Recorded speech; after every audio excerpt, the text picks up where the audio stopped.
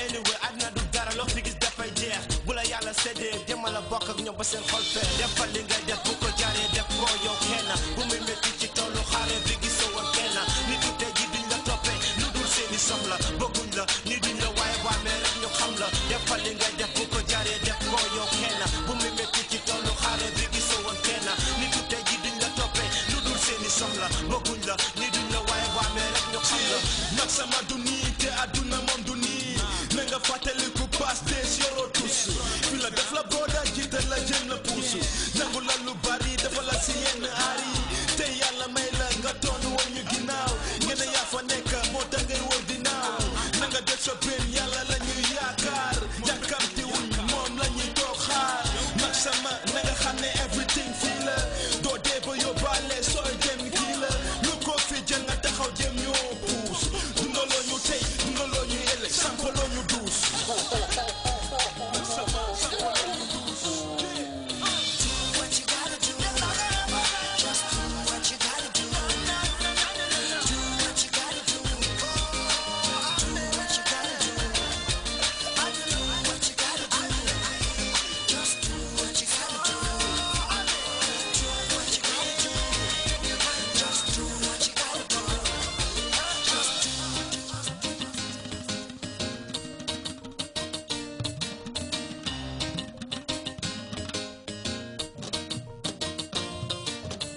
defal li ngay def bu ko jaaree def ko yow kenn bu muy métti ci tollu xare bi gisoo woon kenn nit yu tey ji duñ la toppee lu dul seeni soxla bëgguñ la ni duñ la waaye waamee rek ñu xam la defal li ngay def bu ko jaaree def ko yow kenn bu muy métti ci tollu xare bi gisoo woon kenn nit yu tey ji duñ la toppee lu dul seeni soxla bëgguñ la ni duñ la waaye waamee rek ñu xam la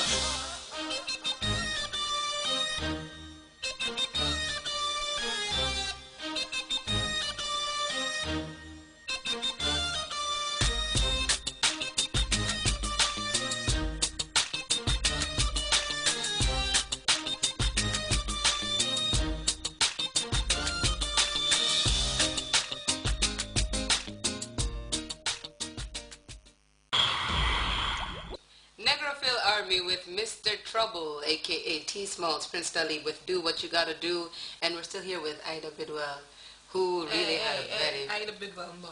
What is it like working with your husband on a TV show? It's amazing, to be honest. It's really amazing. You know, sometimes I feel it's a blessing. Sometimes I feel, I mean, both of us, none of us thought like we'll get this going. Because when we got married, we never thought we'll have something going on together. That's one thing I have to say here. But you know, when something has to happen, it has to happen. BNL was conceived after you guys got married, or was it an idea of yours that you've kept? 1 year after we got married. A year later. So you guys came up with this idea of doing a talk show? No, it's not like we just, like we were thinking about it or we wanted to do this. It all happened when the ex, may his soul rest in peace, DG, Mr. Sanya, he called me in his office and said he wanted me to do something. In fact, he was offering me a job at Grts. And then later on he was like, okay, you know what, you need to come up with something because I need you on board. So then Lamin Manga, you know, he became the programs manager, and then he was encouraging me to come up with something. So I had several meetings with Lamin Manga, and then later we decided that we'll definitely do something. And it was Lamin Manga's idea. He was like, look, you have a husband, he's into production. Why can't you talk to him? You guys team up and do something. But that's how I have to give it up. I have to give it up to Lamin Manga, you know? So that's how everything started. And it was your first TV show ever. What was it like starting a TV show? Oh my goodness, Mama, it was like, oof. No, because for me, like, me personally, I thought, when I heard that you came up with a show, because remember, we met and then you told me that you were going to start a TV show and all that stuff. I thought it was going to be a piece of cake for you because you've been on TV for the longest time. So I thought it was going to be normal for you, but did you go through any challenges or like the first episode, was it a whole lot of madness? Mama, and if I should explain all the things that we've been through, right now, seriously, this whole show will be in a mess. Trust me. It's been like, oh God, it's been a whole lot of, you know, drama here and there, you know, and it's not been easy. To be honest, the first few episodes that we did, it was just not